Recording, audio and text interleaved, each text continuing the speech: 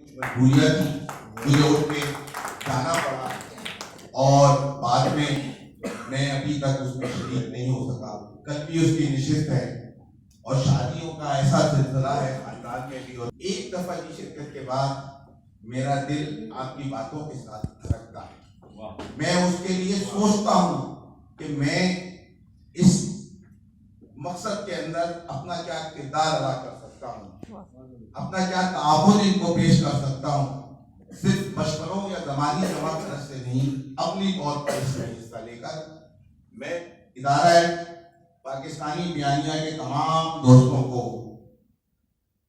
मुबारकबाद पेश करता हूँ कि उन्होंने एक बहुत अहम मकसद के ऊपर जो है काम शुरू किया है और अपने भरपूर ताउन का यकीन दिलाता हूँ।